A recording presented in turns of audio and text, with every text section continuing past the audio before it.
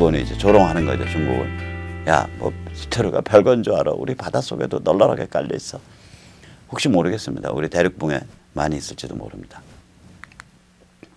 그럼 과연 히토류 수출에 대해서 히토류 수입에 대해서 미국이 취약하냐?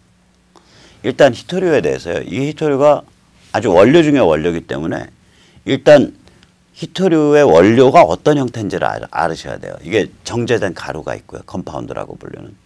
그 다음 비철 금속괴가 있고요. 철괴가 있어요. 히토류 중에는 철이랑 결합해 갖고 그 원료를 만드는 경우가 있어요. 그래서 철괴. 그 다음 철이 아닌 다른 금속이랑 이렇게 결합시켜 가지고 원료를 만들어서 그걸 괴 모양으로 이렇게 만들면 비철 금속괴고요. 그 다음에 이제 가루로 만들면 정제된 가루죠. 이 세 가지 원료 형태인데 미국 2018년에 얼마나 수입했나 이렇게 들여다보면 뭐 대충 그냥 따져서 만 톤 수입했어요. 근데 만 톤이 무게톤이 아니라 입방미터입니다. 미국이 2018년에 10,000 입방미터를 수입했습니다. 그리고 미국이 얼마를 지불했냐? 1억 6천만 달러를 지불했습니다. 아니요. 근데 10,000 입방미터 중에 8,000 입방미터가 중국 거예요. 그러니까 8,000 입방미터 중국 거에 대해서 1억 6천만 달러를 지불했습니다. 그러면 입방미터당 가격이 평균 가격이 얼마였겠냐? 2만 달러란 소리예요. 근데 아시다시피 이게 다 묵직한 물건들 아니에요. 그러니까 최소 비중을 5는 잡아줘야 돼요. 그러니까 제가 많이 잡아서 7, 8천 달러지 무게톤으로 따지면 톤당 무게톤당 한 4, 5천 달러밖에 안 나가는 물건이에요. 무게톤당 4, 5천 달러면요. 구리보다 싼 거예요. 히토류가 그런 물건이라고요. 별것도 아닌 물건이에요, 저거. 구리보다 싸요. 무게톤으로 따지면. 정제 가루가 됐던 비철 금속괴가 됐던 철괴가 됐던. 이걸 가지고 뭐 협박을 하는데 글쎄요. 웃음이 비직비직 나옵니다. 왜냐? 아니 저길 가보세요. 저기 어디지? 저기 어디야? 을지로 삼가. 그다음에 그 영등포 무슨 저 공구상가 혹은 무슨 시흥 안산 공구상가 이런 데 한번 가보세요. 가보셔서 자석집 한번 가보세요. 자석집. 온갖 종류 자석 다 있거든요. 저렇게. 저거 다 네오디뒴 히토류로 만든 거예요. 이게 미국으로 수출 금지를 하기가 굉장히 애매해요. 이게 왜 그러냐. 아까 말씀드린 대로 정제 원료로 수출하는 방법이 하나가 있고요. 근데 정제 원료 미국이 불과 연에 1억 6천만 불 어치 수입한다고요. 무게톤으로 아까 보셨지만 무게톤으로 한 5만 톤, 6만 톤, 입방미터로 한 8,000 입방미터, 무게톤으로 한 4만 톤. 이걸 어떻게 컨트롤 하려고? 원료만 해도요. 이게 별로 그렇게 뭐 많은 원료가 아니니까 우회해서 수입해버리면 끝나요. 어떻게 타겟팅 할 거냐고. 타겟팅 자체가 안 돼요. 거기다 더 웃기는 건 뭐냐면 이 미국에서 부품으로 수입하는 그러니까 자석에 포함된 네오디뒴 예를 들어서 그렇게 이 원료가 아니라 원료를 정제하면은 정제해서 뭔가를 자석같이 저렇게 부품을 만들잖아요. 부품으로 따지면은 이게 히토류에 미국이 그거에 한 20배 이상을 쓰고 있는 거예요. 원료로 그러니까 그 부품에 들어가 있는 히토류를 원료로 환산을 해보면 그게 한 20배 정도 더 써요. 그런데 부품은 중국에 수출 금지를 할 방법이 없어요. 아니 네오디뒴 자석 대미 수출 금지. 이런 웃기는 소리잖아요. 이거 불가능한 얘기예요. 일단 WTO에 바로 직방으로 걸릴 뿐만이 아니라 중국 WTO에서 쫓겨납니다. 그런 짓 하면. WTO 왜 그러냐면 그 2010년 그 일본 설건 들였다가 WTO에서 패소했거든. 너 하지 마라고 명령 때렸어요. 그런 짓 하지 마. 그 또 오면 쫓겨나는 거예요. 그래서 나 쫓겨나도 좋아. 나 그 미국 골탕 먹이겠어. 그래가지고 이걸 만약에 수출 금지를 때린다. 우회 수입해버리면 끝나는데 한국에서 수입하고 대만서 수입해서 그래갖고 미국으로 들어가 버리면 끝나는 거 아니에요. 저걸 어떻게 막냐고요. 자석 수입을 예를 들면 거기다가 완제품도 많이 나가요. 예를 들어서 자동차, 소형 발전기, 소형 모터, 소형 발전기 예를 들면 요만한 발전기들 있잖아요. 혹은 자동차에 들어가는 제너레이터 그 안에는 보통 이 연구자석을 써요. 또 소형 모터 요만한 모터서부터 뭐 주먹만한 모터까지 이런 데 다 연구자석 들어가 있거든요. 이게 완제품이라고 일종의 그러니까 그 중간재나 혹은 최종 소비재로 완제품 상태거든요. 이렇게 수출하는 건 또 못 말린다고요. 그거 말렸다가는 작살나죠.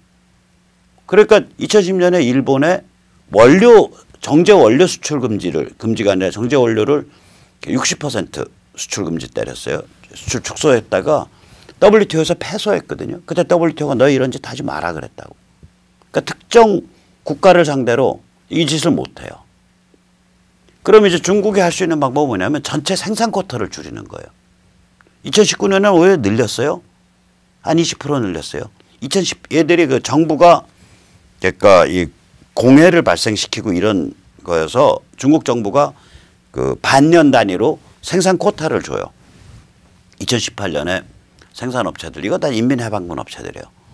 2018년에 생산업체한테 준 쿼터가 5만 입방미터였는데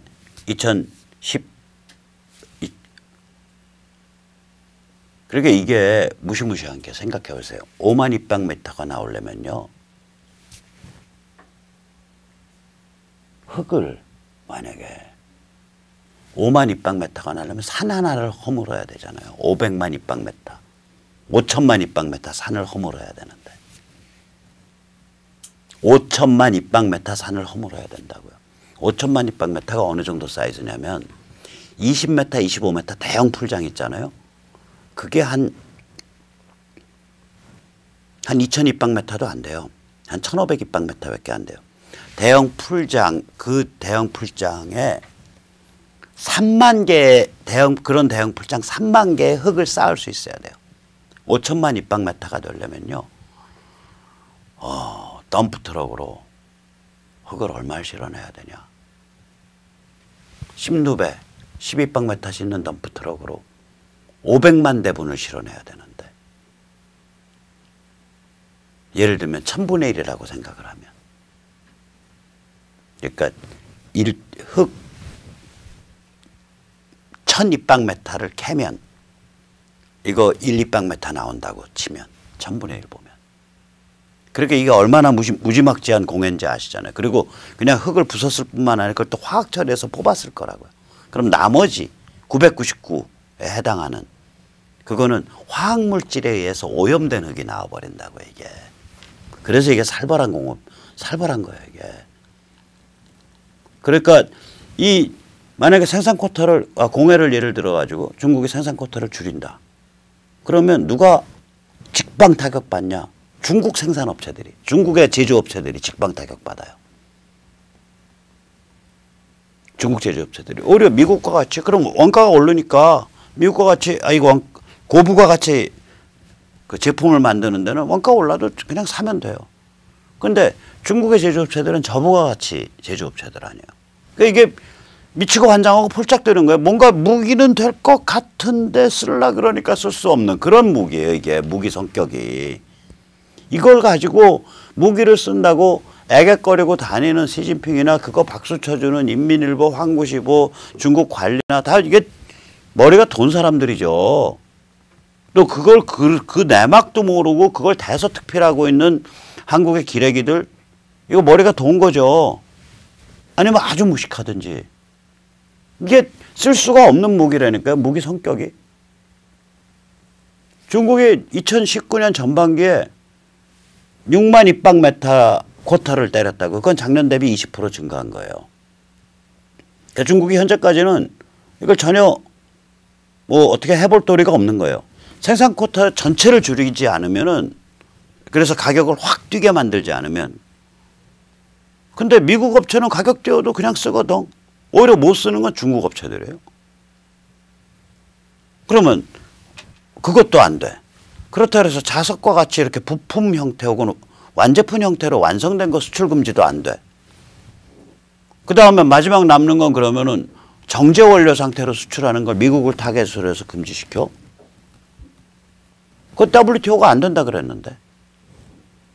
그럼 WTO 쫓겨나는데. 그래도 감행해? 그럼 우회해서 그냥 갖고 오죠. 아까도 보셨잖아요. 화물선 한 대, 그냥 중형 화물선 한 대 분량밖에 안 돼요. 미국에 갖고 오는 양이. 왜냐? 이미 저런 거 사용하는, 저런 거를 부품으로 사용하는 공장들은 미국에서 다 중국으로 건너갔어요. 미국 자체에서 별로 쓰질 않는다고 저게. 그러니까 잘 보셔야 돼요. 히토류 정제 원료 수입에 미국이 세계로부터 수입하는 히토류 정제 원료의 80%가 중국산이다. 그럼 굉장히 커 보이잖아요. 그래서 금액이 얼마야 그게? 1억 6천만 불밖에 안 되는 거예요. 요새 그룹사들 가만히 보세요. 그룹사들이 어떤 신규 사업 진출할 때요. 거기 연매출 3천억 될 수 있어? 안 되는. 하지 마. 그렇다고 이게 사업 규모로 보면 정말 아무것도 아닌 거예요, 이거. 그러니까 아니 뭐 저기 공해상에서 환적해서 실을 수도 있고 뭐 대만 업체 내세울 수도 있고 말레이시아 업체네 별놈의 업체 다 내세워서 간접 교육주다. 그 막을 길이 없는 막을 길이. 그렇다 그래서 부품 네오디멈 자석 수출을 금지한다. 그것도 똑같이 다 빠져나가요, 이거. 이거 말이 안 되는 얘기예요. 이거 사용할 수가 없는 무기라니까요. 그래서 이걸 가지고 만약에 무기로 쓰겠다 이러면 이건 진짜 자해소동이 돼요. 망치로 자기 머리를 퍽 깨는 거 혹은 주먹으로 자기 얼굴을 퍽 빼는 이 자해소동밖에 안 되니까요. 단기적으로는 어떻게든 시장을 교란할 수 있을 거예요. 2010년에 그 일본에 그거 걸었을 때 단기적으로 약간 고생한 업체가 토요타랑 파나소닉이에요. 거기도 결국 다 빠져나가 버렸거든. 그리고 나서 WTO에 저기 제소당해가지고 고생만 했지. 단기적으로 국제시장을 세계시장을 교란은 할 수 있는데 미국의 치명적 타격을 가하지 못할 뿐만 아니라 중국의 손해만 나죠. 특히 이거 중국 깡패 이거 히토류 같은 것까지 무기에 삼아가지고 별 자해소동까지 벌이고 별 이상한 인간들이네. 그러고서 대체 생산하는 수가 있다고요. 대체 생산을. 이게 그러니까 이거 우리가 잘 봐야 돼요. 굉장히 잘 봐야 됩니다. 이걸 엄청 잘 봐야 됩니다. 이런 상태니까 이게 히토류 가지고 뭐 무기로 삼아서 해보겠다 이런 그 헛소리 하는 그 사람들 조심해서 봐야 돼요.